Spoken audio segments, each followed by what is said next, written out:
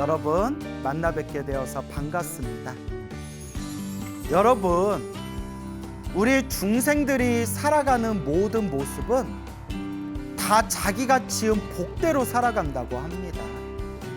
경전에도 나오는 말씀이고 큰 스님들도 한결같이 하신 말씀입니다. 다 자기가 지은 복의 그릇대로 살아가고 있구나.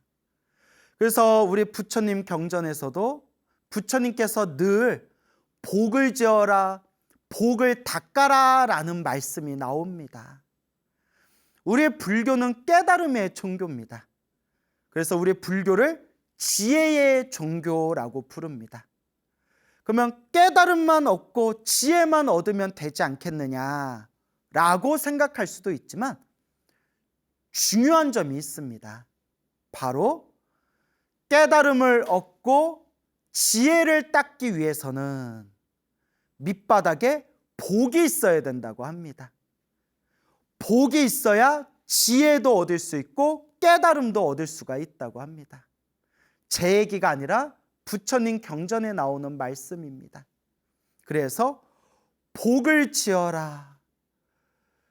나 열애 부처도 과거 전생에서부터 지었던 복의 힘으로 보리수 나무 아래에서 마왕 파순을 항복받은 것이다 라는 내용이 나옵니다. 바깥에서 잘 먹고 잘 사는 것도 다 자기가 지은 복대로 살아갑니다. 복이 많은 사람들은 무슨 일을 해도 일이 술술 풀리고 빨리빨리 큰 성과를 이룰 것이고, 복 없는 사람들은 뭔 일을 해도 자꾸 장애가 생기고 자꾸 막힘이 생깁니다. 복이 없는 사람들은 돈을 많이 벌어도 자꾸 줄줄 새어나간다고 합니다. 전생에 지은 빚이 많아서 그런 거겠죠. 결국 우리 중생이 살아가는 모습은 자기 복의 그릇대로 살아가는구나. 그러면 그 복은 누가 지은 거겠습니까? 다 본인이 스스로 지은 것이 바로 이 업의 인연, 바로 인과법입니다. 복이라는 것도 자기가 지은 겁니다. 그래서 항상 복을 지어라, 선업을 지어라, 공덕을 쌓아라 라고 말씀드리는 겁니다. 복, 선업, 공덕, 결국은 다 같은 말입니다. 결국은 다 같은 말이고, 결국은 복과 선업과 공덕의 힘이 있어야 밖에서도 잘 먹고 잘 살 수 있고, 수행하는 수행자도 더 빨리, 그리고 더 안전하게, 그리고 더 탄탄하게, 더 술술 지혜를 닦고 깨달음을 얻을 수 있는 거라고 합니다. 그래서 출가한 출가 수행자도 복이 필요하고, 지혜를 닦기 위해서 복이 필요하고, 바깥에서 먹고 사는 일반 평범하신 분들도, 평범한 중생들도 반드시 복이 있어야 잘 먹고 잘 살 수가 있는 겁니다. 그래서 항상 이 복을 지어야 된다라고 부처님께서, 큰 스님들께서 누누이 말씀하셨습니다. 석가모니 부처님 당시의 이야기입니다. 석가모니 부처님 당시에 어느 큰 부자가 있었다고 합니다. 돈이 많은 부자가 있었는데, 이 돈이 많은 이 부자가 수많은 사람들을 이끌고 저 바다를 넘어가서 보물을 찾고 있었다고 합니다. 지금이야 뭐 스마트폰도 있고 무전기도 있고 뭐 여러 가지 최첨단 그런 과학에 우리가 혜택을 받을 수 있어서 멀리 떨어진 사람과도 연락을 할 수 있지만, 옛날에 멀리 떨어진 사람이 한 달이 걸리든 1년이 걸리든 10년이 걸리든 언제 돌아올 줄도 알 수 없고 살았는지 죽었는지도 연락이 되지를 않던 그런 옛날 옛적 시절이 있지 않았습니까? 그 부자가 수많은 사람들과 바다를 건너가서 보물을 구하고 있는데, 그때 그 부자에게 아름다운 젊은 아내가 있었다고 합니다. 이 부인은 어서 빨리 남편이 무사히 건강한 몸으로 집으로 돌아오기를 간절히 바랬다고 합니다. 그래서 하늘의 신 중에서 나라연천이라는 하늘의 신을 모시고 있는 사당에 가서 그 나라연천이라고 불리우는 나라연이라는 하늘의 신에게 간절하게 기도를 올렸다고 합니다. 하늘의 신이시여, 나라연 하늘의 신이시여, 부디 저의 소원을 들어주십시오. 저 바다 건너 보물을 찾고 있는 우리 남편이 건강하고 무사히 집으로 돌아오게 해주십시오. 우리 남편이 건강한 몸으로 무사히 집에 돌아오면 제가 금과 은과 여러 보석으로 제가 하늘의 신에게 공양을 올리겠습니다 라고 간절하게 기도를 합니다. 그런데 그 기도가 통했을까요? 얼마 후에 남편이 건강하고 무사히 그렇게 집으로 돌아오게 됩니다. 건강한 몸으로 집으로 돌아온 남편을 보고 이 부인은 기쁨과 감사함을 느끼게 됩니다. 하늘의 신에게 간절하게 기도를 했더니 내 소원을 들어줬구나. 내가 마땅히 약속대로 그 하늘의 신에게, 그 사당에 내가 공양을 올려야겠다. 그래서 자기가 가지고 있는 금과 은을 모아서 영락을 만들게 됩니다.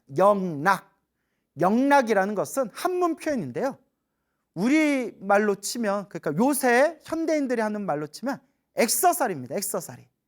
그래서 목걸이나 팔찌나 허리띠나 몸에 주렁주렁 몸을 치장하는 그런 장신구, 몸에 걸치는 그런 아리따운 보석으로 된 장신구를 영락이라고 부릅니다. 영락.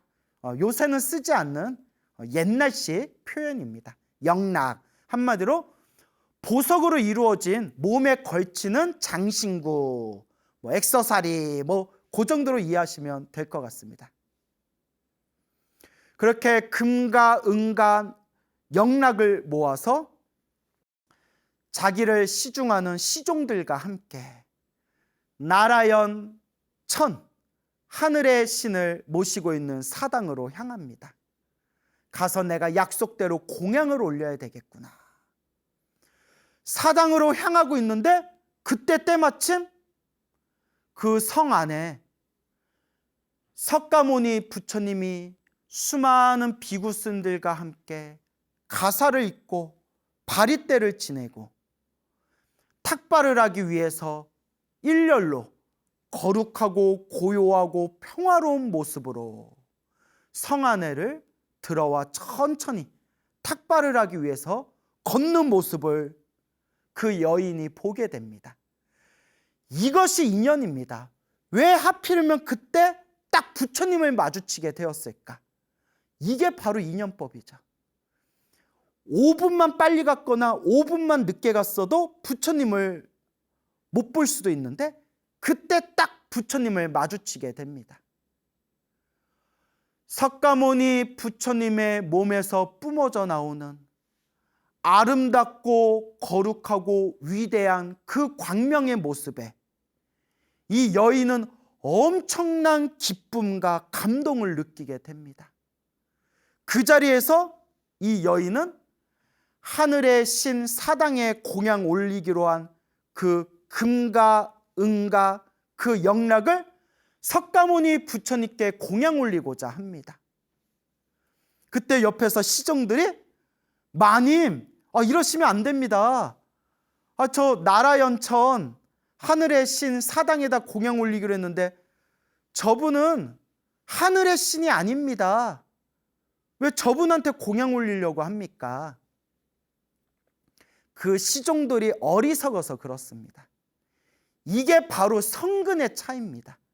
착할성, 뿌리 익은 착한 뿌리의 차이입니다. 그 여인은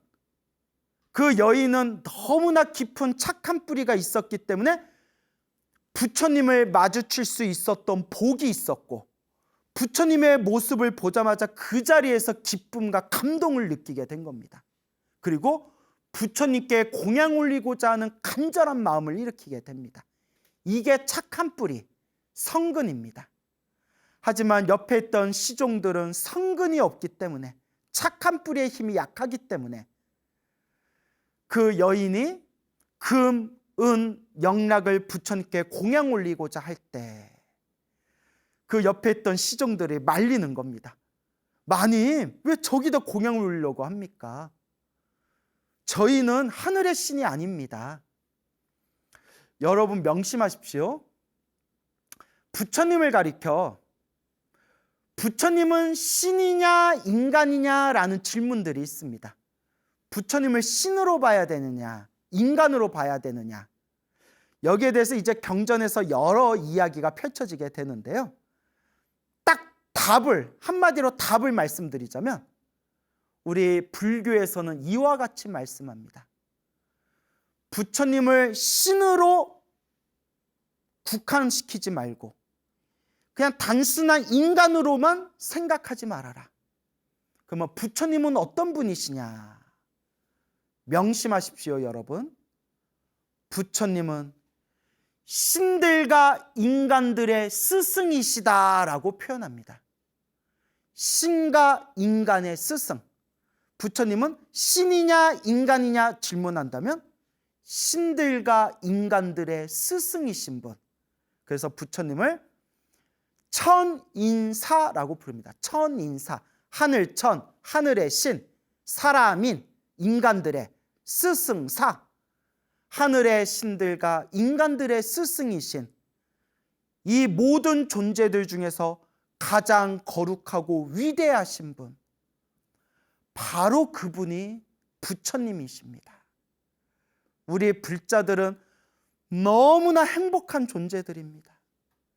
이렇게 위대하신 분을 스승으로 모시고 이렇게 위대하신 분을 우리가 마음으로 공경하면서 그분의 가르침을 공부할 수 있다니, 우리 불제자들은 너무나 행복한 사람들입니다. 신들과 인간들의 스승인 석가모니 부처님을 뵙고 그 여인이 금과 은과 영락을 부처님께 공양 올리고자 합니다. 근데 경전에 이런 내용이 나옵니다. 이 에피소드에서, 이 설화에서 여인이 부처님을 향해서 금과 은과 영락을 부처님께 뿌렸다라고 나옵니다. 뿌렸다. 이걸 잘 생각해야 되는 게, 아니 공손하게 드려야지 그걸 왜 뿌려? 그러니까 조금 나쁘게 말하면 던진 거잖아요. 왜 던져? 그 땅바닥에 뿌린 거잖아요. 그것도 누가 집어가면 어떡해요, 그거. 자, 여러분 명심하세요. 부처님의 계율은, 지금은 우리가 현대 자본주의 시대를 살아가고 있어서 저희들이 100% 지키지 못하고 있지만, 원래 부처님 당시의 계율은, 부처님의 출가 수행자들은, 부처님을 포함해서 스님들은 금이나 은이나 귀한 값어치가 있는 보석이나 돈 같은 것을 손으로 만지지 못하게 되어 있습니다. 이제 이해가 가시죠?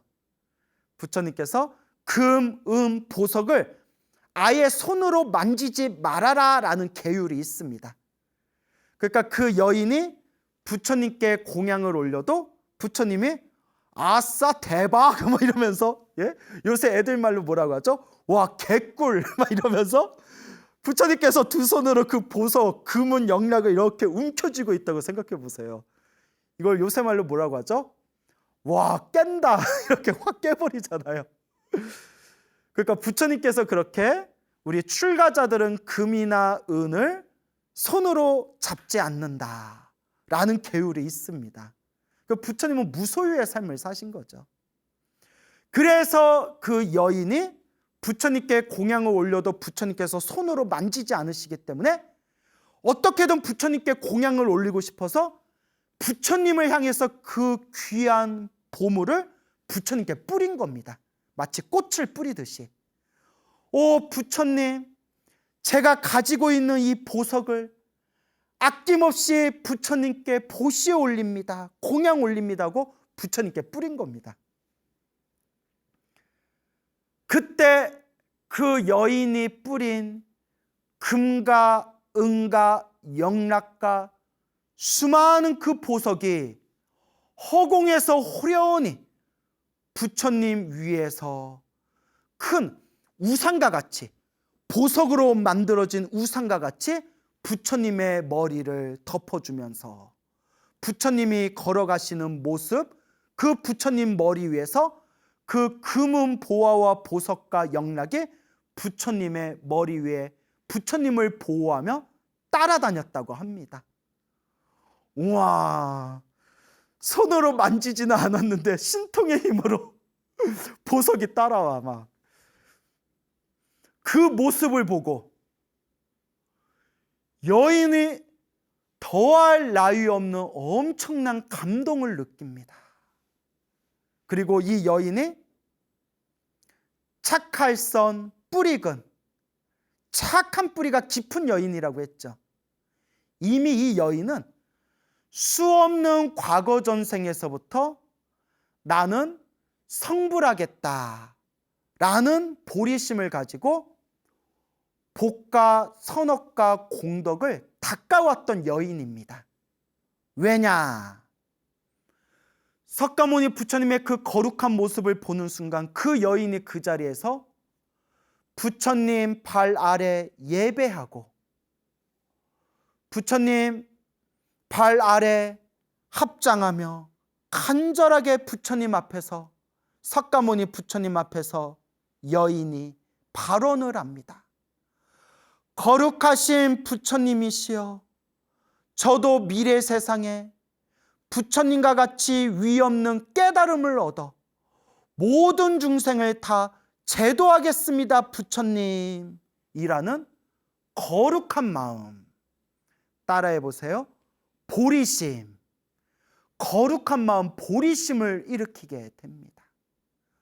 부처님, 저도 미래 세상에 부처님과 똑같은 위없는 깨달음을 얻어서 모든 중생 다 제도하겠습니다.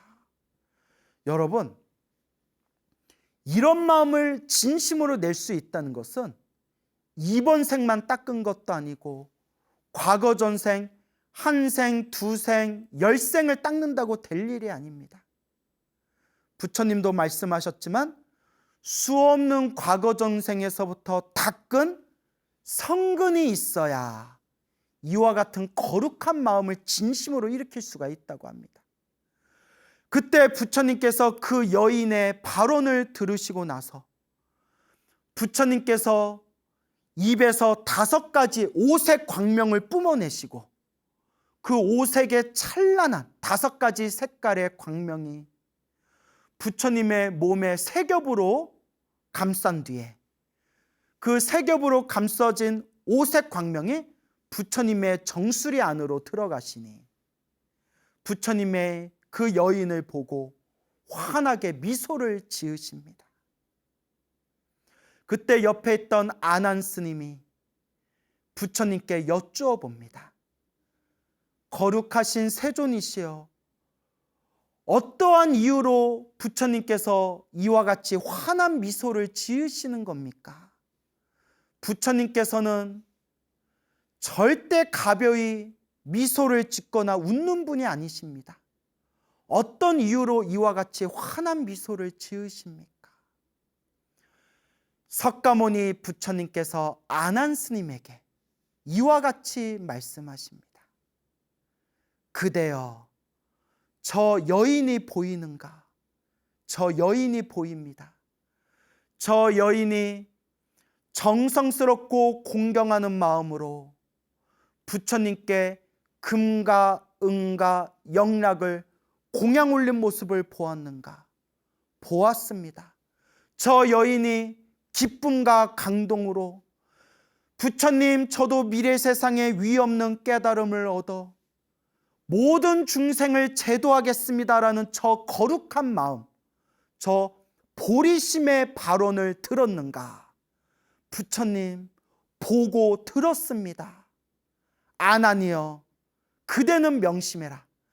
저 여인은 머나먼 미래 세상, 수없는 미래 세상에 지혜와 자비와 복덕과 신통을 완성하여 위없는 깨달음을 얻고 부처님이 되리니, 저 여인이 머나먼 미래 세상에 부처님이 되었을 때 저 부처님의 이름을 금륜 영락 부처님이라 부르리라 라고 석가모니 부처님께서 말씀하시니, 그 자리에 있는 수많은 불자들이 다 함께 기뻐하고 찬탄하고 다 함께 놀라워했다고 합니다.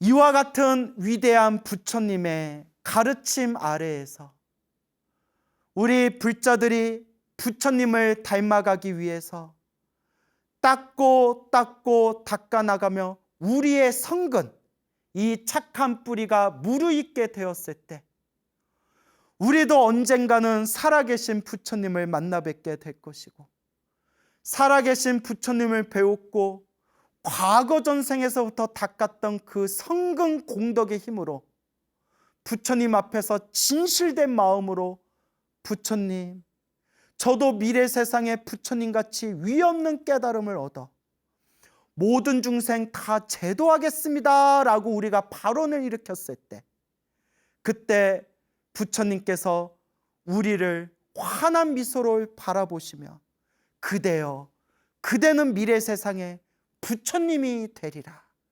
그대가 부처님이 되었을 때 무엇이라는 부처님으로 불리게 되리라 라고 우리도 언젠가는 부처님의 수기를 받게 될 것입니다. 그게 바로 법화경에 나와 있는 법화사상입니다. 부처님과 인연 맺은 중생들은 반드시 미래 세상에 깨달음을 얻게 되리라. 이와 같이 부처님께 복을 짓고 선업을 쌓고 공덕을 닦으며, 이와 같이 부처님의 발 아래 부처님의 자비로운 수기를 받은 이런 여인의 모습을 통해서 우리도 부처님의 가르침을 꾸준하게 닦아나가는 올바른 불자가 되어야 되겠구나라는 것을 다시 한번 마음에 되새기게 되는 것입니다. 이와 반대되는 이야기가 있습니다. 석가모니 부처님 당시에 어느 한 여인이 있었습니다. 이 여인은 원래 왕을 모시는 왕궁에서 살던 후궁이었다고 합니다. 이 여인은 점점 나이가 들어서 나이가 많은 노파가 되었다고 합니다. 노파, 우리말로 하면 할머니죠, 할머니. 연세가 많으신 할머니가 되었는데 평생을 인색하고 평생을 항상 자기 것만 아끼고 남에게 베풀 줄 모르는 지독한 구두쇠였다고 합니다. 어느 날 이 할머니가 식사를 하다가 과일 한 조각과 그릇 닦는 지저분한 물 한 컵을 남기게 되었다고 합니다. 그때 신통제일 목련존자께서 이 할머니를 구제해 주기 위해서, 이 할머니를 제도하기 위해서 목련존자께서 신통력의 힘으로, 목건련이라고도 부르죠. 이 목련존자께서 신통의 힘으로 가사와 바루를 든 채 그 할머니 앞에 땅 밑에서 몸이 심통의 힘으로 몸이 솟구치면서 할머니 앞에서 탑발을 했다고 합니다. 와, 우리 같으면 그 자리에서 뒤로 놀라 자빠졌을 거예요. 야, 있는 거 없는 거 다 털어가지고 우리가 막 공양 올렸을 거예요. 위대하신 아라한 신통제일 목련존자께서 일부러 나한테 탁발을 받으러 오셨구나. 얼마나 감동스러워요. 하지만 여러분, 명심하세요. 명심하시기 바랍니다. 정말 업장이 두껍고 업보가 두꺼운 사람들은 복을 지을 기회가 와도 발로 차버린다고 합니다. 무섭습니다. 정말 복 없는 박복한 사람은 복을 지을 수 있는 기회가 눈앞에 있어도 전문 용어로 개무시한다고 합니다. 이것이 업장이 두껍고 업보가 두껍고 박복한 사람들의 특징입니다. 업장이 두껍고 업보가 많고 박복한 사람일수록 더 열심히 기도하고 조금이라도 복을 지으려고 노력해야 되는데 오히려 복을 차버린다고 합니다.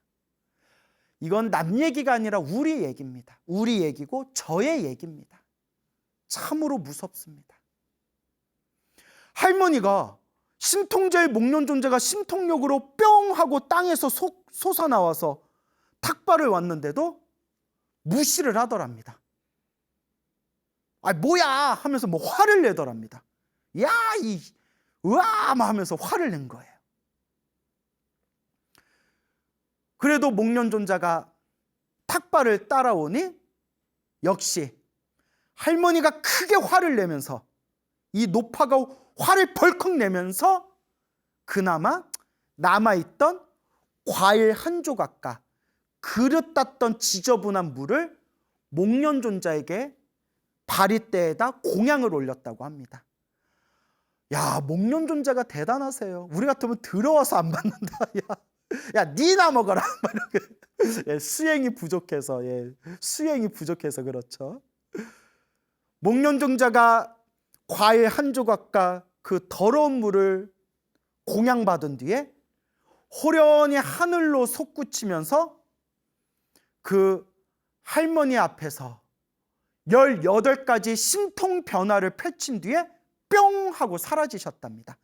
그때서야 할머니가 땅을 치고 통곡하면서 그 자리에서 공경하는 마음으로 죄송합니다, 죄송합니다, 알아보질 못했습니다, 죄송합니다, 저를 용서해 주십시오 라고 눈물을 흘리면서 참회를 했지만 이미 물은 엎어지고 난 뒤였죠.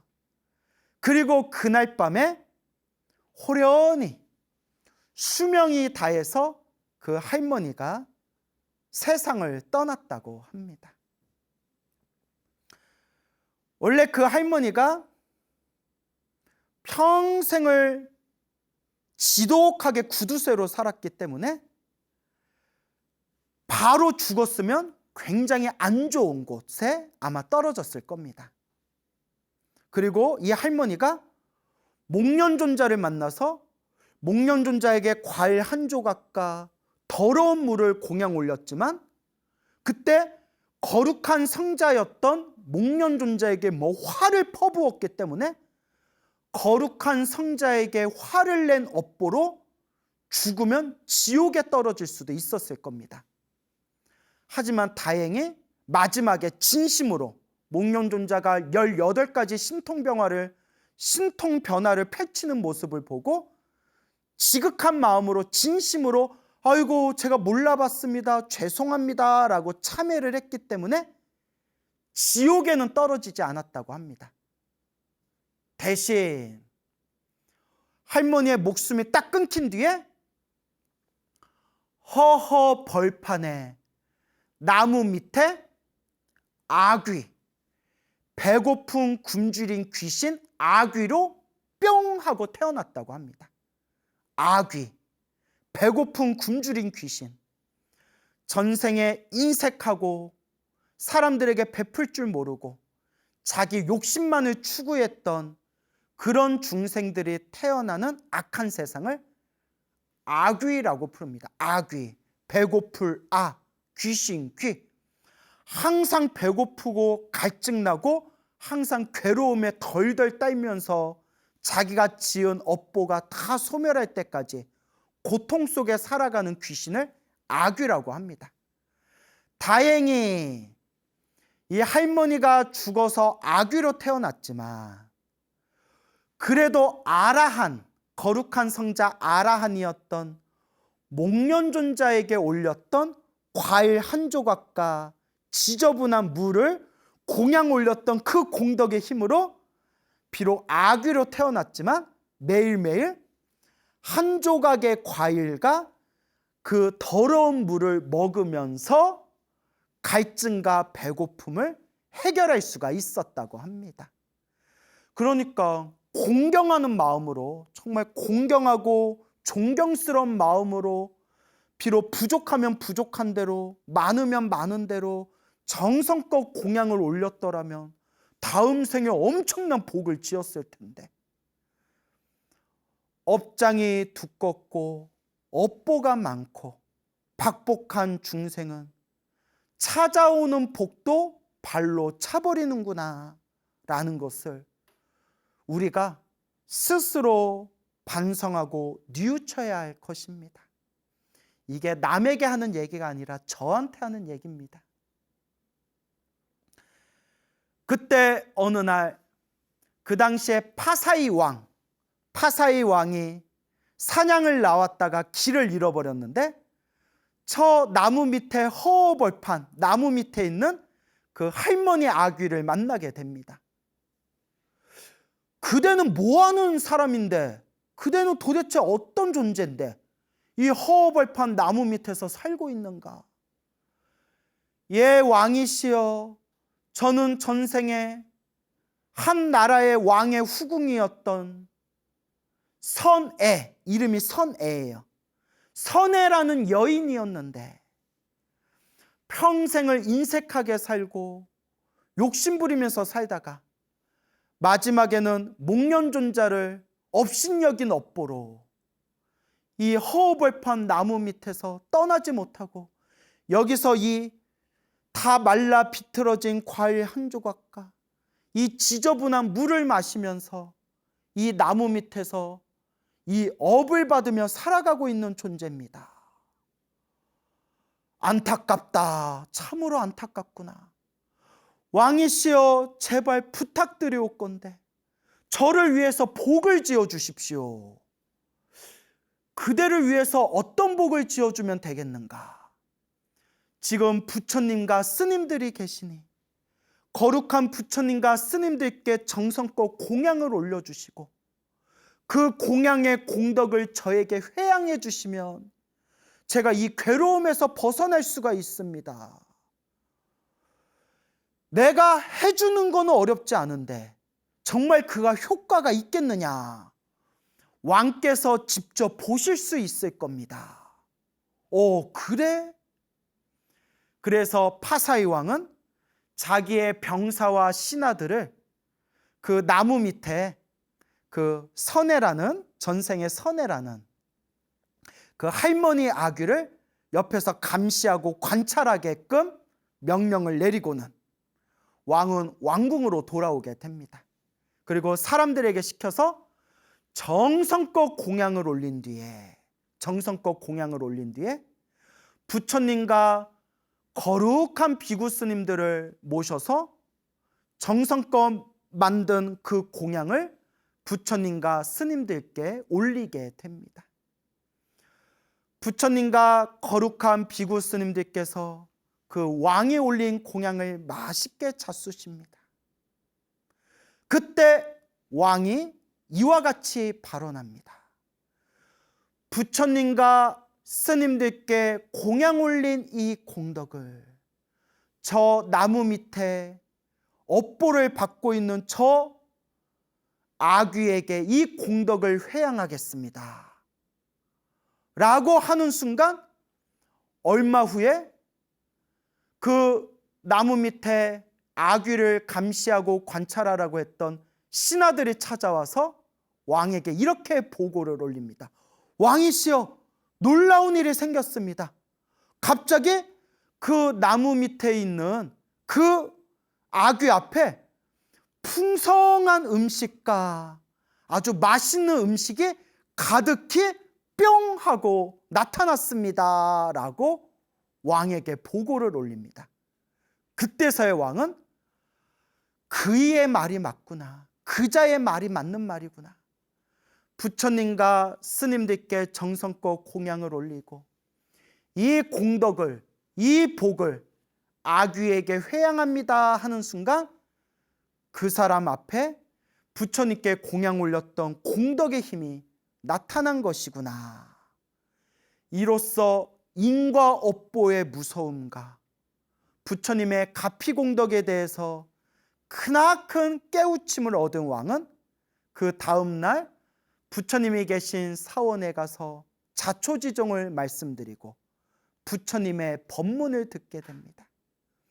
부처님의 법문을 듣고 이 파사이 왕도 그 자리에서 고귀한 깨달음을 얻게 되었다라고 경전의 불교설화에 전해지고 있습니다. 오늘 두 가지 이야기를 해드렸습니다.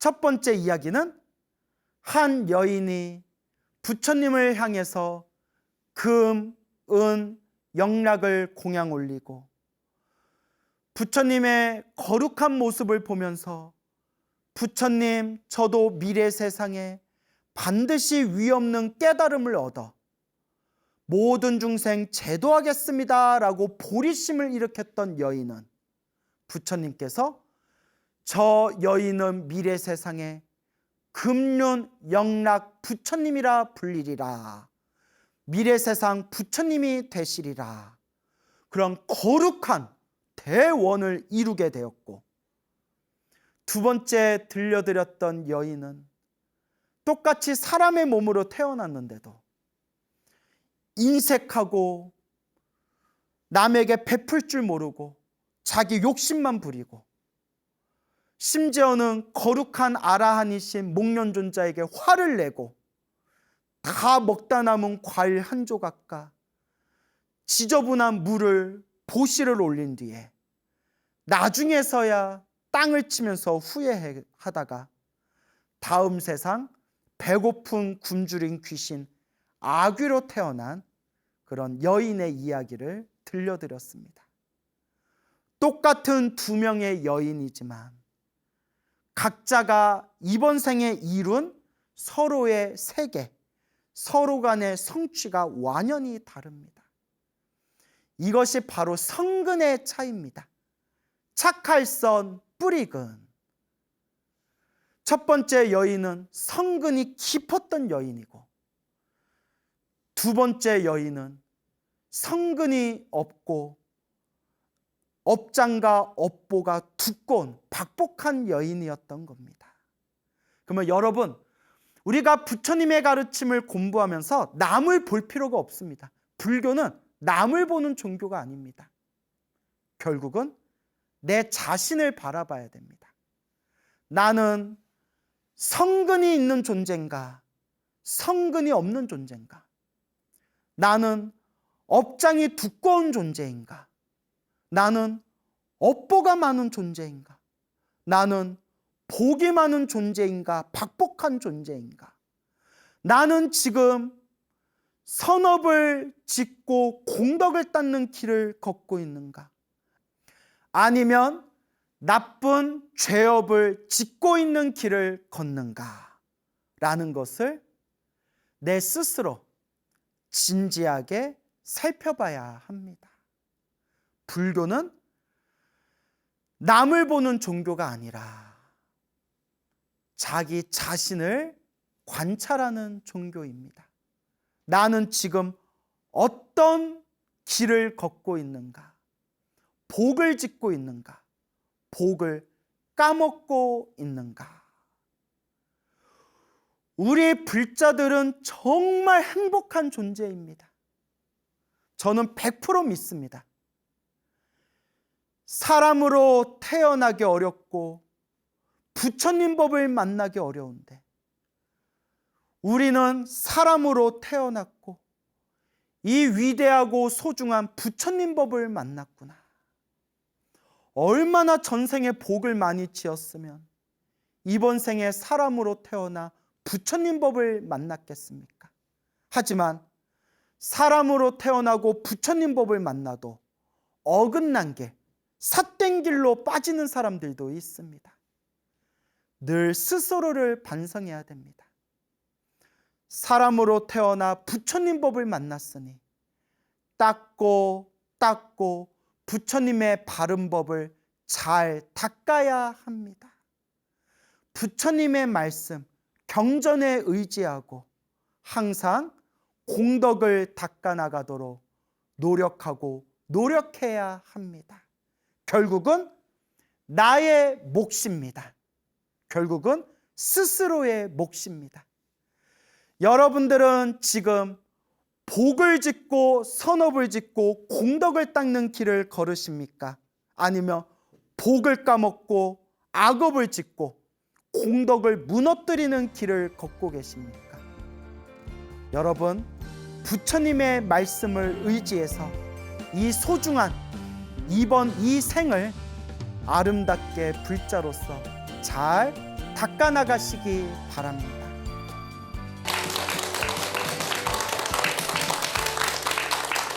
예, 만나서 반갑습니다. 예, 광우 스님이라고 합니다. 멀리서 또 어떤 불심이 깊으신 거사님께서 편지를 보내와 주셨어요. 그래서 이제 내용이 너무 좋아서 제가 이 편지를 좀 읽어드리겠습니다. 예, 한번 잘 들어보세요. 네, 미리 말씀드리지만 좀 제 자랑이 많아가지고 이거 읽을까 말까 고민하다가 그냥 이해해 주시기 바랍니다. 예.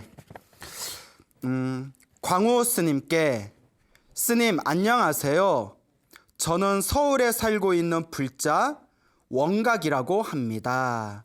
스님께서는 저를 모르시지만 저는 스님께 많은 가르침을 받았고 앞으로의 불교 수행의 방향을 설정해 주셨기에 이렇게 지면으로나마 감사의 마음을 전하고 싶었습니다.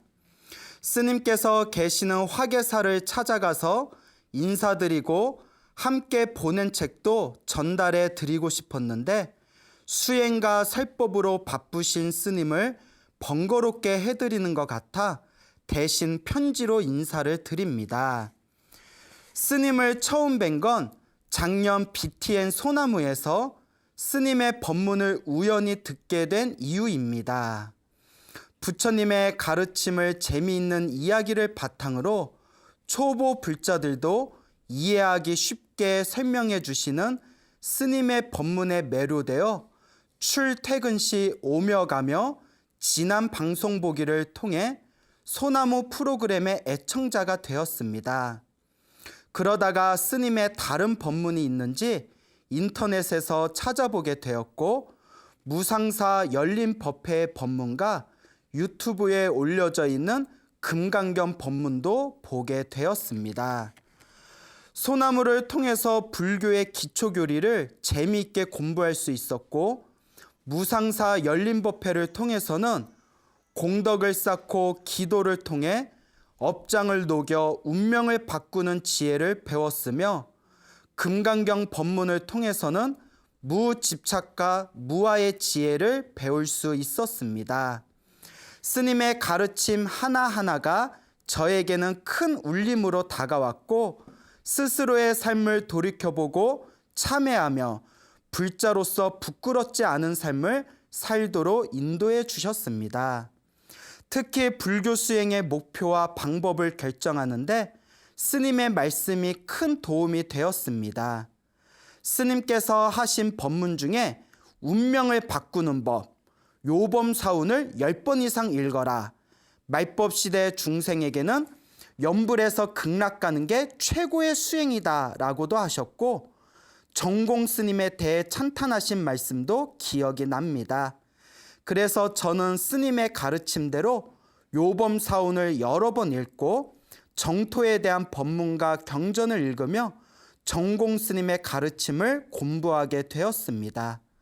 한동안의 배움의 과정을 통해 저는 아미타불 명호를 친명하여 극락왕생하는 것이 육도 윤회를 벗어날 수 있는 최고의 방법임을 깨닫게 되었고, 매일 목표를 정해 연불을 하고 한 달에 한 번은 철야 연불을 하고 무량수경을 독송하여 믿음과 발언을 키울 수 있도록 수행 정진하고 있습니다. 정공 큰 스님의 가르침을 이어받아 발보리심 일양 전념 아미타불이 현재 저의 수행 강령이 되었고, 이번 생에 반드시 윤회를 벗어날 수 있도록 노력하고 있습니다. 이 모든 것의 시작점이 바로 광우 스님입니다.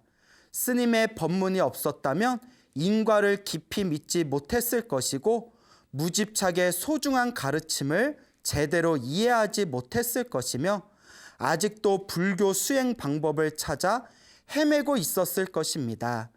다행히 스님의 법문이 저를 정공 스님과 정토로 이끌어 주어 이제는 믿음을 키우며 일념으로 행할 일만 남았습니다. 감사합니다, 광우 스님. 스님의 은혜를 조금이나마 갚기 위해 제가 읽은 책 중에 정토와 아미타불의 서원을 이해하는데 많은 도움이 된 책 몇 권을 같이 보냅니다. 특히 친문기는 정공 큰 스님께서 무량수경을 요해하신 내용으로 무량수경 해설서의 총화라고 할 수 있을 만큼 내용이 넓고 깊습니다. 혹시 읽으셨을지도 모르지만 현재 판매하는 책이 아니기에 몇 권을 동봉하니 스님도 소장하시고 주변에 심심 있는 분들이 계시면 나눠주셔도 좋을 듯합니다.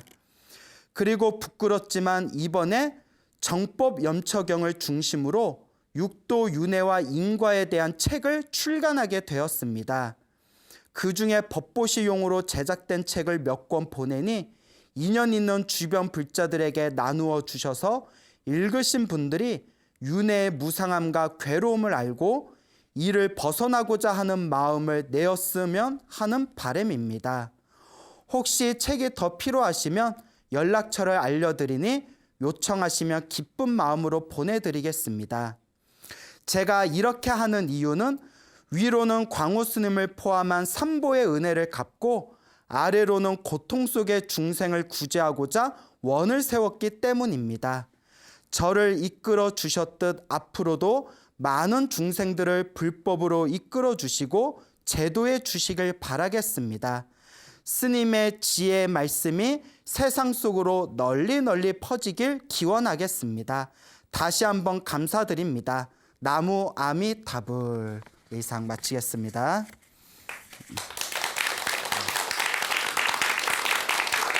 예, 이렇게 편지를 읽어드렸습니다. 내용이 참 좋죠? 예, 약간 중간중간에 저를 너무 칭찬하는 내용이 나와서 예, 읽으면서도 제가 좀 부끄러웠는데 예, 제가 겸손의 아이콘 아닙니까? 자, 이제 어쨌거나 일단 이렇게 소나무 법문을 통해서 우리 법명이 원각이시래요. 우리 원각 거사님께서 부처님의 바른 가르침에 큰 신심을 내셨다는 이 편지글을 보고 제가 너무나 기쁘고 그날 정말 제가 이 BTN에 나와서 이렇게 법문을 한 것이 너무나 보람되구나라는 것을 강하게 느꼈습니다. 어쨌거나 좋은 편지 보내주신 우리 거사님 너무나 감사드리고 우리 많은 불자님들도 불법에 대해서 큰 신심을 일으키셔서 다 함께 해탈과 열반의 궁극의 행복을 증득하셨으며 하는 바람입니다.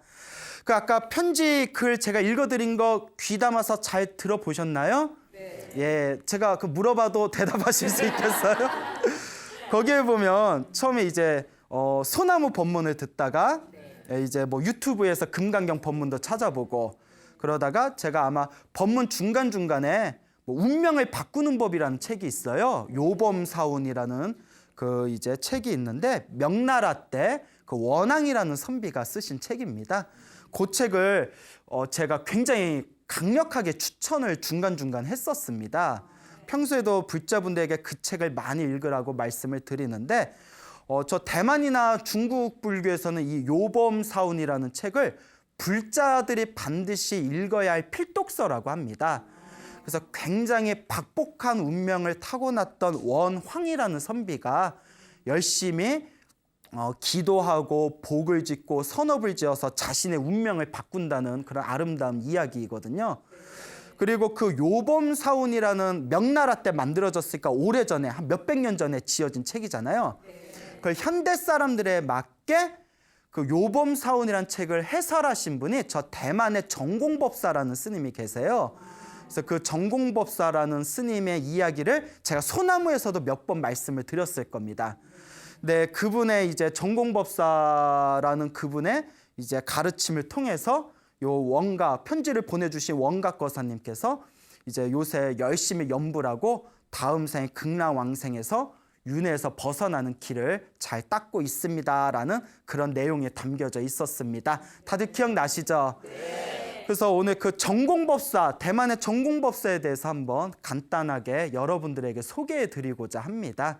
굉장히 우리 불자들이 귀담아서 그 정공법사님의 어떤 살아오신 삶을 우리가 좀 배우고 또 충분히 우리가 모범으로 삼기에 충분하신 분이기 때문에 제가 간단하게나마 이 대만의 정공법사 스님에 대한 이야기를 조금 전해드릴까 합니다. 지금 대만에서 활동하고 계시는 정공법사 정공 스님께서는 1927년생이시래요. 1927년생이면 지금 거의 90이 넘으셨죠? 90이 넘으셨는데도 아직도 지금 활발하게 활동을 하고 계십니다. 그래서 태어나기는 중국에서 태어나셨고 이제 20대 초반에 대만으로 넘어오셔서 현재 중국, 대만, 홍콩, 싱가포르, 말레이시아를 중심으로 해서 널리 우리 불자들에게 불법을 설하고 계시는 그런 어른 스님이십니다. 근데 요 정공 스님께서 이제 중국에서 출생을 하셨지만 그 20대 초반에 대만으로 이주를 하십니다. 근데 이 정공법사 스님이 태어날 때부터 굉장히 총명하셨대요. 머리가 아주 총명하셨는데 좀 전생에 보시공덕을 안 지었는지 집안이 엄청나게 가난했답니다. 집안이 너무 가난해서 정규교육을 제대로 못 받았대요. 그래서 우리나라로 치면 중졸, 중학교 겨우 졸업하고 중졸에서 이제 정규 교육 학력을 마치게 되었는데 워낙 머리가 총명하시니까 학력은 정식 학력은 중졸이지만 당신이 개인적으로 독학을 많이 하셨나 봅니다. 특히 그 한문 서당식 교육으로 이렇게 옛날 고전들을 또 잘 보셨나 봐요. 이분께서 이제 20대 초반에 이제 대만으로 넘어오시고 한 26살이 되었을 때 너무나 공부가 하고 싶은 거예요. 공부가 너무 하고 싶은 거예요. 우리 어르신들도 나이 들어서 가장 후회된 게 젊어서 뭐 안 한 거다? 공부 안 한 거다. 그 어른들 말씀 들어보면 어르신들께서 못 놀아서 한이다라는 분들은 좀 드물어요. 네? 그렇잖아요. 내가 못 놀아본 게 한이다라는 분들은 간혹 계시긴 한데 그런 분들은 좀 드무시고 항상 이제 자손들 보면 공부 열심히 안 한 게 제일 후회된다. 이런 말씀 많이 하시지 않습니까? 물론 예외가 있는 게 그 아인슈타인 아시죠? 네. 아인슈타인은 나이 들어서 젊었을 때 못 놀아본 게 한이다라는 얘기를 했답니다. 네, 이제 뭐 그런 천재 말은 너무 귀담아 들을 필요 없고요. 예, 우리 수준에서 봤을 때는 어르신들께서는 이제 젊었을 때 공부 안 한 게 너무나 후회가 된다. 근데 늦었다고 생각할 때가 사실 가장 좋은 시기라는 얘기가 있지 않습니까? 그러니까 지금이라도 공부하시면 됩니다. 자, 어쨌거나 요 정공법사께서도 출가하기 전에 26살 때 너무 공부가 하고 싶은데 집안이 가난한 거예요. 그러니까 대학에 들어갈 수가 없잖아요. 고민하다가 이분이 그 대만대학교에 당시 대만대학교에 방동미라는 교수가 있었어요. 이름이 방동미예요. 남자분이십니다. 이 방동미 교수가 대만에서 가장 유명한 철학자였대요. 아주 유명한 철학자였는데 또 다행인 게 이 방동미 교수가 중국에서 자기 고향하고 가까운 그런 어떤 동양 사람이었다고 합니다. 자기 고향하고 좀 가까운 쪽에 사시던 분이라서 또 중국인들은 그 지형 같은 게 굉장히 강하지 않습니까? 그래서 이 대만 대학교의 방동미 철학 교수님한테 이천자, 함자 이천자로 정성스럽게 편지를 썼대요. 여러분 아시는 한문이 몇 자예요? 예, 그냥 웃지요. 근데 이제 그 전공법사님은 몇 글자로? 2000자를 한자 2000자로 편지를 간절하고 정성스럽게 써서 제가 너무 공부를 하고 싶은데 가난해서 공부를 할 수가 없습니다. 괜찮다면 제가 그 선생님이 수업하시는 대만대학교에 가서 그 끝에 앉아서 청강 좀 하면 안 되겠습니까? 우리 청강생이라고 있잖아요. 청강 좀 하면 안 되겠습니까? 너무나 철학 공부가 하고 싶습니다. 이렇게 편지를 정성껏 써서 보냈는데 일주일 후에 이렇게 회신이 왔대요. 그래서 직접 한번 얼굴 좀 보자 이렇게 왔답니다. 집을 한번 찾아오시오. 얼굴 좀 봅시다. 그래서 이제 그 전공법사가 이제 방동미 교수를 딱 만났는데 교수님이 이제 편지를 자기가 그 받은 편지를 앞에다 딱 두면서 이거 솔직히 누가 쓴 겁니까? 라고 물어보더래요. 그래서 전공법사가 이 제가 썼습니다. 아니라고.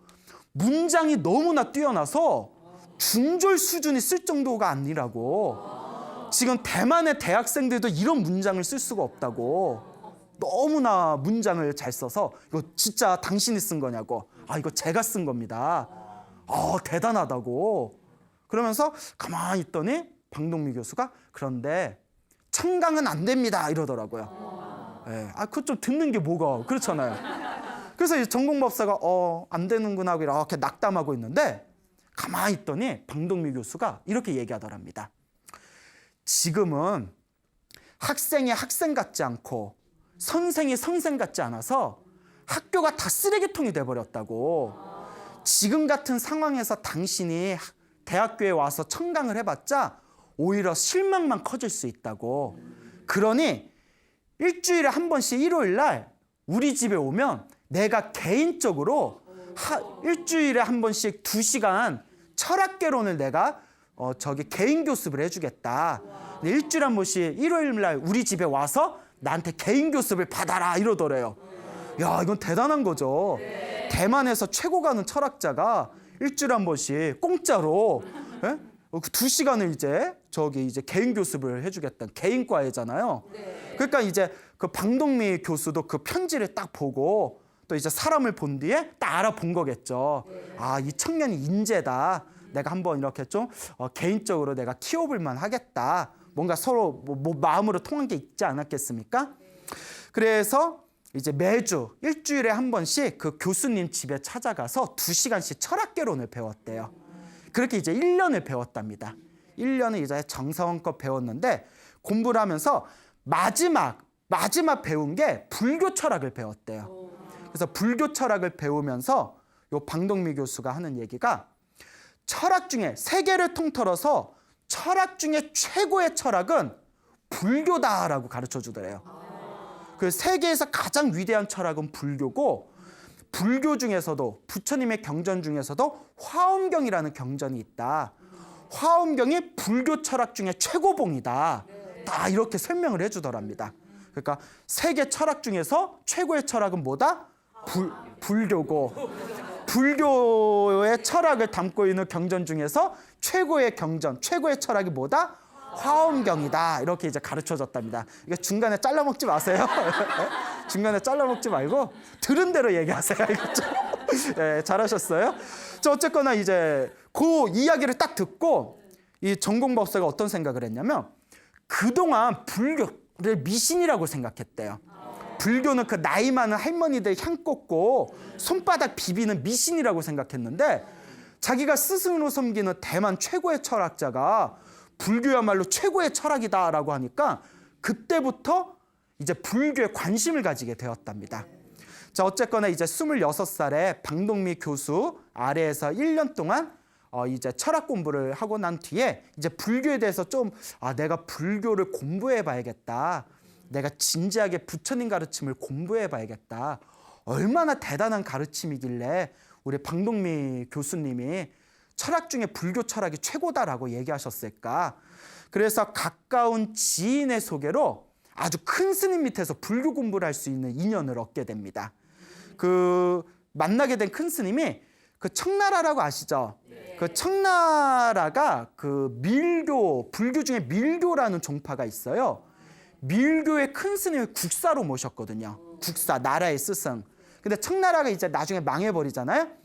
청나라의 마지막 국사였던 장가대사, 이름이 장가예요. 장가대사라는 큰 스님, 청나라의 마지막 국사였던 이 장가 스님 밑에서 불교 공부를 3년 동안 하게 되었답니다. 이제 장가 스님 밑에서 공부를 하는데 이 장가 스님이 티베트 밀교의 대가셨대요. 티베트 밀교의 고승이셨는데 이 장가대사 밑에서 3년 동안 불교 교리를 공부하는데 밀교는 안 가르쳐 주셨대요. 왜 밀교를 안 가르쳐 주셨냐면 밀교가 말 그대로 비밀스러운 가르침이거든요. 그래서 그 밀교의 대표적인 불상 중에, 밀교를 상징하는 불상 중에 이렇게 부처님이 참선 자세로 앉아 계시면 그 위에 그 허리가 콜라병 있죠. 콜라병, 허리가 콜라병처럼 생긴 여자가 참선하고 있는 부처님 무릎 위에 올라서 목을 껴안고 뽀뽀하려는 불상이 있어요. 예, 이거 유명한 불상인데 못 보셨나요? 근데 이게 우리 상상을 완전히 파괴하는 거죠. 근데 그게 뭐 음탕한 뜻이 있는 게 아니라, 뭐 음란한 뜻이 있는 게 아니라 거기에 엄청난 비밀스러운 가르침이 거기에 숨겨져 있대요. 예, 그래서 그 비밀스러운 가르침이다 해서 밀교라고 부르거든요. 근데 이 장가대사가 전공법사에게 밀교를 안 가르쳐 주셨대요. 왜냐하면 아까 불상, 이상한 불상 얘기를 했듯이 평범한 보통 사람이 밀교를 잘못 배우면 오히려 그르치게 된다. 오히려 잘못된 길을 갈 수가 있다. 그래서 보통 사람에게는 밀교를 안 가르쳐 주는 게 원칙이랍니다. 그러면서 장가 스님이 3년 동안 전공법사를 가르쳐 주면서 그대는 2600여 년 전 세상에 출현하셨던 석가모니 부처님의 일대기를 모범으로 삼아서 공부해라. 부처님이 이 세상에 왜 출현하셨고 어떻게 법을 펼치셨고 왜 출가하셨고 중생들에게 어떻게 수행을 가르쳐 주셨는지 부처님의 생애를 모범으로 삼아서 공부해라 라고 신신당부하셨다고 합니다. 그렇게 장가 그 대사, 장가 스님 밑에서 3년 동안 불교 공부를 하면서 이 전공법사가 불교에 대한 이해가 굉장히 깊어졌대요. 그러면서 장가 대사께서 이제 나중에 세상을 떠나시기 직전에 전공법사를 불러서 출가해라.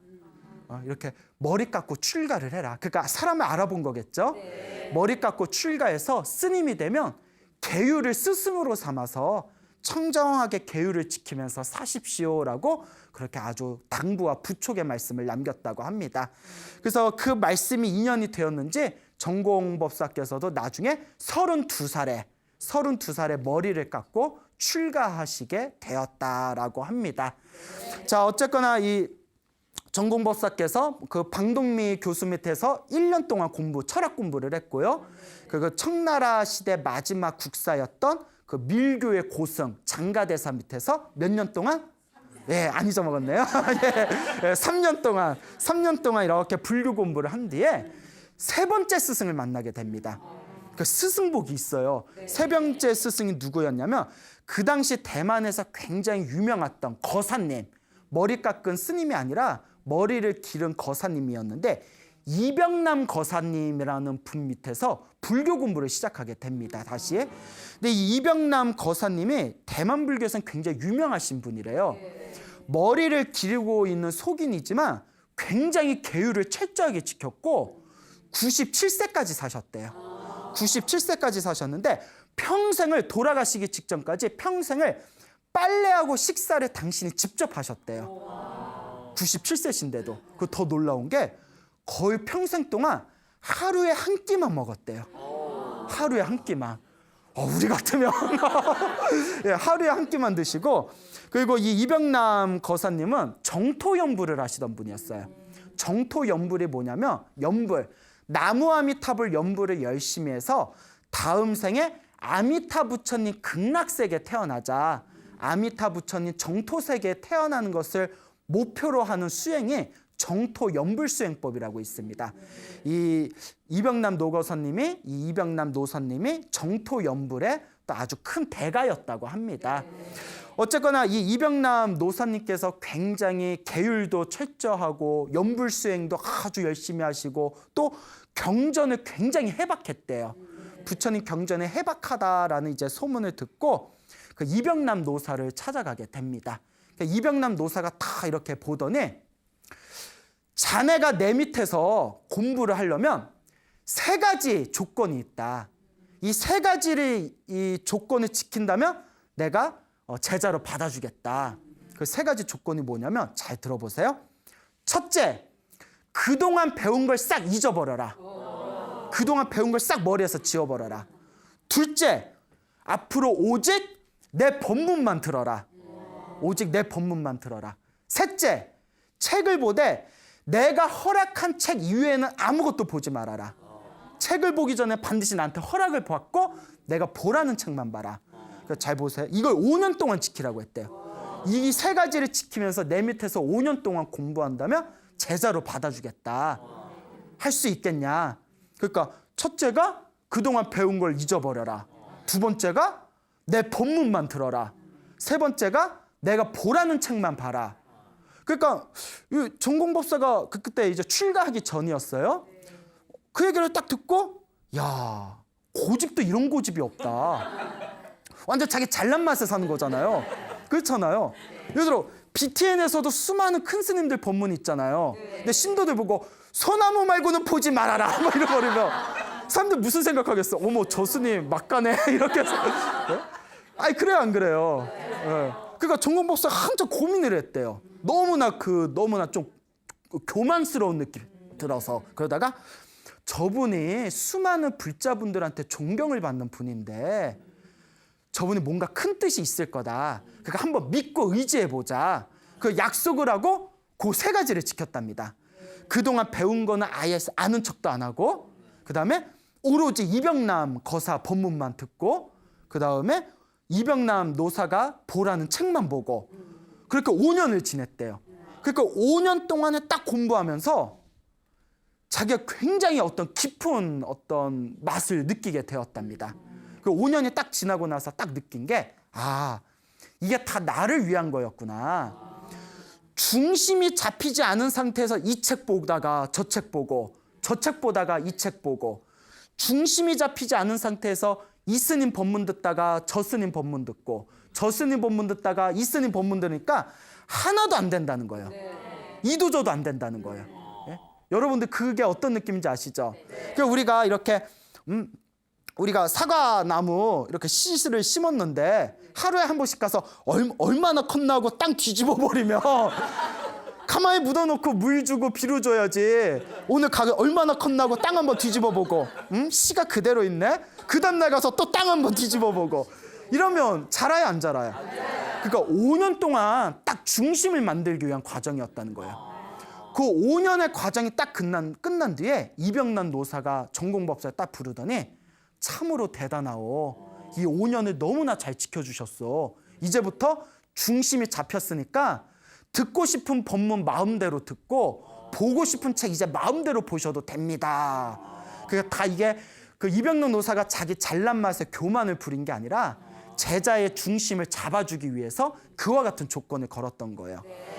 그 깊은 뜻을 이해하고 나서 이 전공법사께서 다시 스승님 5년을 다시 배우겠습니다. 예. 제가 이 5년 동안 그 3가지를 지키면서 공부했더니 너무나 제가 큰 깊이가 생겼습니다. 그러니 5년을 자청을 해서 5년을 제가 더 배우겠습니다 해서 그 이병남 노사 밑에서 10년을 공부했다고 합니다. 그와 같이. 자, 근데 이 방법이 양날의 검이에요. 뭐라고요? 양날의 검. 사람을 살릴 수도 있지만 사람을 죽일 수도 있어요. 그러니까 정말 좋은 스승을 만났을 때는 이 방법이 최고예요. 좋은 스승 만나서 스승이 하라는 대로만 하면 되잖아요. 스승 법문만 듣고 스승이 보라는 책만 보고 궁금한 게 있으면 스승한테 질문하면 되고 좋은 스승을 만났을 땐 최고의 방법인데 그런데 지랄 맞은 스승을 만났을 때 나쁜 스승을 만났을 때 예를 들어 우리 사이비 교주들 있잖아요. 만약에 사이비 교주가 너 이제부터 내 얘기만 듣고 내가 보라는 책만 보고 내가 하라는 것만 해. 이래버리면 이제 어떡할 거야? 만약에 사이비 교주가 벗어 이래버리면 어떻게 너 스승의 말을 안 믿는 거야? 뭐 이거 막 그것이 알고 싶다 이런 데 나오잖아요. 예, 나오잖아. 이거 왠지 편집될 것 같지 않아요? 피디님이 편집할 것 같다. 자, 어쨌거나 이야기를 이제 틀어서 좋은 스승이 만났을 때는 최고의 방법이지만 사이비 교주라든가 나쁜 스승을 만났을 때는 이게 최악의 방법이 될 수 있어요. 그러니까 이것도 잘 가려야 됩니다. 전공법사는 스승복이 있었어요. 좋은 스승을 만났기 때문에 스승의 법문만 듣고 스승이 보라는 책만 보고 스승이 하라는 대로만 따라해서 큰 경지에 들어갈 수 있었지만 우리는 상당히 조심해야 된다라는 것을 명심하시기 바랍니다. 자, 그런데 이 전공법사께서 이제 그 방동미 교수 밑에서 1년, 그 다음에 그 장가대사 밑에서 3년, 그리고 이병남 노사 밑에서 10년, 5년씩 2번 해서 10년 동안 이렇게 이제 공부를 하고 난 뒤에 비로소 내가 세상에 널리 불법을 전하겠다. 이 모든 중생들에게 부처님의 소중한 법문을 널리 전하겠습니다. 라고 서원을 세우고 이제 그 전국을 돌면서 이제 강의를 하십니다. 법문을 하고 강의를 하셔서 지금 90이 넘은 지금에도 아주 활발하게 활동하고 계시는 그런 노스님이 되겠습니다. 자, 그런데 이 이병남 노사 밑에서 이제 공부를 했을 때 이 이병남 노사가 아까도 말씀드렸지만 정토 연부를 하시던 분이었잖아요. 그렇죠? 나무아미탑을 열심히 외워서 다음 생상에 극락세계에 태어나자. 근데 여러분, 불교를 잘 모르는 분들이 헷갈리시는 게 있는데 우리 천상 있죠? 천상. 천국 있죠? 천국. 천국하고 아미타 부처님이 계시는 불국토는 다른 세상이에요. 이거 헷갈리시는 분들이 있더라고요. 천국에는 태어나도 천상에는 태어나도 복이 닿으면 다시 윤회로 떨어져야 돼요. 그러니까 천상은 윤회 안에 있는 세상이에요. 그런데 아미타 부처님이 계시는 극락세계, 아미타 부처님이 계시는 불국토는 윤회를 벗어난 세계입니다. 그러니까 천상은 윤회를 한다 안 한다? 한다. 그 불국토, 극락세계는 윤회를 한다 안 한다? 안 한다. 그래서 극락세계하고 천상세계는 완전히 차원이 다른 세계입니다. 이거 헷갈리시면 안 돼요. 자, 그런데 이 이병남 노사께서 정토연부를 닦으시는 분이다 보니까 이 전공법사에게 몇 번이나 이야기를 했답니다. 너도 정토연부를 닦아라. 너도 연부를 해서 정토에 태어나는 것을 좀 닦아라 라고 여러 번 가르침을 설했지만 그때마다 전공법사는 라고 그냥 대답만 하고는 닦지를 않았대요. 왜냐하면 그때만 해도 불교 공부를 열심히 했을 때에도 이 전공법사는 가슴에 머릿속에 어떤 생각이 있었냐면 나무아미탑을 불러서 다음 세상에 극락세계에 태어나는 거는 나이 먹은 무식한 노보살들이나 닦는 거다. 이런 선입관이 있었답니다. 그렇게 불교 공부를 많이 했었어도. 그래서 그 나무아미탑을 불고 연부라는 거는 그 경전 공부 못하는 글을 모르는 무식한 노보살들이나 닦는 거지 내가 그런 거 할 필요가 있겠냐 이런 생각이 듣고 대신 이 전공법사가 제일 좋아하는 경전이 화엄경이었대요. 머리가 똑똑하다 보니까 화엄경이 8만대장경에서 가장 양이 많고요. 그리고 중요한 게 내용이 되게 어려워요. 그러니까 머리 좋은 사람이니까 어려운 걸 좋아하는 거예요. 여러분 어려운 게 좋아요? 쉬운 게 좋아요? 머리 나쁘구나.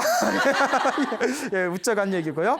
자, 어쨌거나 그렇게 화엄경 공부를 하다가 화엄경 강의를 17년을 하셨답니다. 젊었을 때. 17년 동안 화엄경 강의를 하다가 화엄경 강의를 자꾸 하다 보니까 화엄경을 자꾸 읽게 되잖아요. 문득 이런 생각이 들더래요. 화엄경에 부처님 외에 수많은 보살님들이 출연을 하는데 이 대승 보살님들은 다 무슨 수행을 했을까? 그 화두를 갖고 화엄경을 열심히 파헤쳤더니 놀라운 걸 발견하게 됩니다. 화엄경을 17년 동안 강의하면서 자기가 공부를 해보니까 화엄경의 최고의 보살님들이 두 분이 문수보살하고 보현보살이에요. 문수보살은 지혜를 상징하고 보현보살은 실천을 상징하시거든요. 근데 문수보살하고 보현보살이 부처님의 명호를 연부라는 연불법을 닦았다라는 게 화엄경 어디에 나온답니다. 그러면서 화엄경 입법계품이라는 부분이 있거든요. 화엄경 입법계품 마지막에 문수보살, 보현보살을 포함해서 수많은 대승의 보살들이 모두 다 아미타 극락세계로 돌아가기를 원을 일으키는 극락세계에 태어나기를 바라는 회양문이 나온대요. 그 구절을 딱 보는 순간 마음이 확 밝아지고 눈이 번쩍 떠지면서 팔만대장경의 대승의 가르침의 핵심이 화엄경이라며 화엄경의 궁극은 극락왕생이다. 문수보살이나 보현보살 같은 위대한 보살님들도 당신들이 극락세계로 태어나기를 회양하는 내용이 나온다. 화엄경의 궁극은 극락세계에 태어나는 것이구나 라고 가슴이 열리는 그런 체험을 하셨답니다. 그 뒤로는 그렇게 우리 이병남 스승님께서 나에게 연불에서 정토 연불을 닦으라고 얘기하셨는데 그때는 내가 업장이 두꺼워서 그 얘기를 못 알아듣다가 화엄경을 17년 동안 공부하고 나서야 정토 연불법이 최고구나, 이제야 내가 알았구나라는 그런 환희심을 일으키셨다고 합니다. 그래서 그동안 강의하던 화엄경 강의를 폐해버리고 화엄경 강의를 놓아버리고 이제 평생 동안, 지금까지 평생 동안 이제 사람들에게 가장 많이 강의하는 내용이, 법문하는 내용이 나무아미타불 연불을 열심히 해서 극락세계에 태어난 게 최고의 가르침이다라는 이 정토 연불법을 가장 열심히 법문하고 계신다고 합니다. 그러니까 여러분들께서도 제가 항상 그런 말씀을 드려요. 우리가 불법을 닦으면서 부처님 경전은 하나도 버릴 게 없습니다. 그리고 관세음보살을 부르든 지장보살을 부르든 나무아미타불을 부르든 결국은 하나로 돌아가게 됩니다. 모든 기도와 모든 수행은 결국 하나로 돌아가게 된다. 그런데 경전에 보면 이 세상 윤회에서 벗어나는, 태어나고 죽고 태어나고 죽는 윤회에서 벗어나는 가장 쉽고 빠른 길은 어디에 태어나는 거? 연불을 열심히 해서 나무아미타불 극락세계에 태어나는 게 가장 중생들이 윤회를 벗어나는 가장 쉬운 방법이다라는 이야기가 경전에 굉장히 자주 나옵니다. 그러니까 우리 불자님들께서도 이런 수행, 이런 세계가 있구나라는 것 정도는 다들 머릿속에 잘 되새겨 보시길 바랍니다. 자, 그래서 이 전공법사께서는 굉장히 관상이 박복하셨대요. 관상이 엄청 큰 스님인데도 젊었을 때부터 관상이 박복하셨답니다. 관상이 박복하시고 사주팔자를 보면 한결같이 단명살이 있어서 수명이 짧다는 얘기를 들었대요. 그래서 사주팔자를 보면 항상 45을 못 넘긴다. 그런 걸 어떻게 맞출까? 용하다 야. 그래서 관상도 아주 박복하고 수명도 단명살이라는 소리를 들어서 45을 못 넘길 거다라는 이야기를 많이 들었는데 이분이 이제 젊어서부터 불법을 공부했잖아요. 그래서 이번 생은 다 자기 팔자대로 살아간다. 이 팔자대로 살아간다는 걸 불교에서는 자기 업보대로 산다라고 표현하거든요. 그 업보가 자기 팔자예요. 이 세상에 있는 모든 중생들은 자기 팔자대로 사는데 그 팔자가 결국 누가 지은 업이다. 그렇죠.